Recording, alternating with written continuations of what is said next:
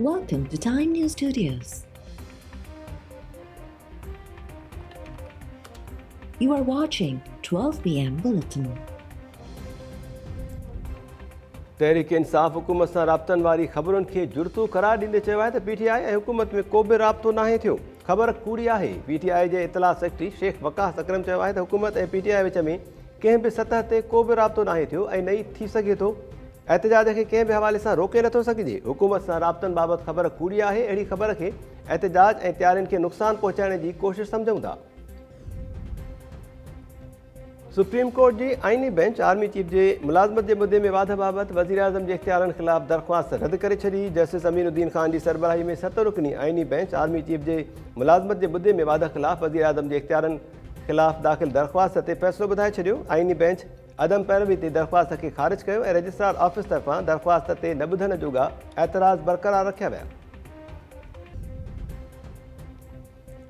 आलमी दिफ़ाई नुमाइश आइडियाज़ 2024 जारी। कराची में 4 ॾींहनि जे लाइ कलम 144 लागू। 5 खां वधीक माण्हुनि जे गॾु थियण ते बि पाबंदी।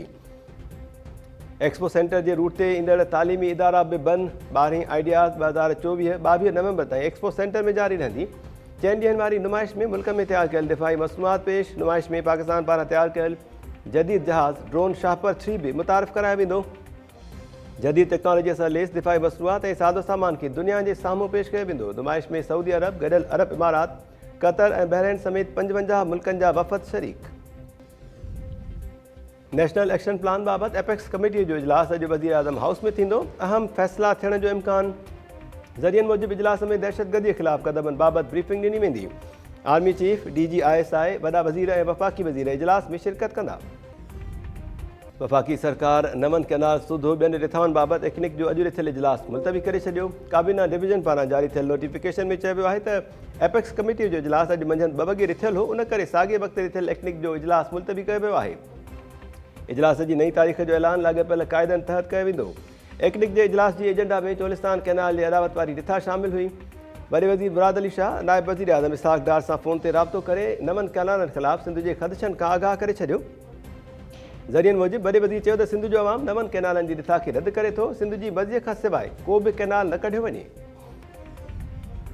ॻड़ी हसन में जवाबदारनि नौजवान मथां मुबैना पेट्रोल हारे बाहि ॾेई छॾी। 30 सैकड़ो जिस्म सड़ी वियो। ॻणतीअ जोगी हालत में जैकबाबाद इस्पताल मुंतक़िल। मुबैना बाहि ॾेई साड़ियल नौजवान अली मोहम्मद सरकी पारां पंहिंजी ज़ाल सोहरे बशीर ऐं साले समियुल्ला मथां पेट्रोल हारे बाहि ॾियण जा इल्ज़ाम। पुलिस जवाबदार बशीर सरकी खे गिरफ़्तार करे वरितो। समियुल्ला ऐं ज़ख़्मी नौजवान जी ज़ाल फ़रार। पाकिस्तान में पोलियो जो वधीक हिकु केस ज़ाहिर। हलंदड़ साल दौरान अंग 50 थी वियो। इस्लामाबाद में नेशनल इंस्टीट्यूट ऑफ हेल्थ में पोलियो जे ख़ात्मे जे लाइ क़ाइमु रीजनल रेफरेंस लेबॉरेटरी पाकिस्तान मां हिकु ॿियो वाइल्ड पोलियो वायरस केस जी तस्दीक़ करे छॾी। लैब KPD ज़िले टांक में 22 में पोलियो केस जी तस्दीक़ कई। जंहिंखां पोइ हलंदड़ साल दौरान केसिस जो अंग 50 थी वियो आहे। हेल ताईं बलोचिस्तान में 24, सिंध में 13, KP में 11, पंजाब ऐं इस्लामाबाद में पोलियो जो हिकु केस रिपोर्ट थी चुको आहे। वासपुर वेझो क़तल थियल 2 नौजवाननि जे वारसनि जो इंडस हाईवे ते लाश रखी धरणो। मक़तूल बाबन मलिक ऐं जावेद मलिक जे वारसनि गुज़िरियल ॾींहुं SSP ऑफिस आॾो बि लाश रखी धरणो हयो। अॼु इंडस हाईवे ते धरणो हयो वियो आहे। धरणे सबबि रोड जे ॿिन्ही तरफ़नि खां गाॾियुनि जूं क़तारूं लॻी वियूं। मुज़ाहिरीन पारां क़ातिलनि जी गिरफ़्तारी जो मुतालबो।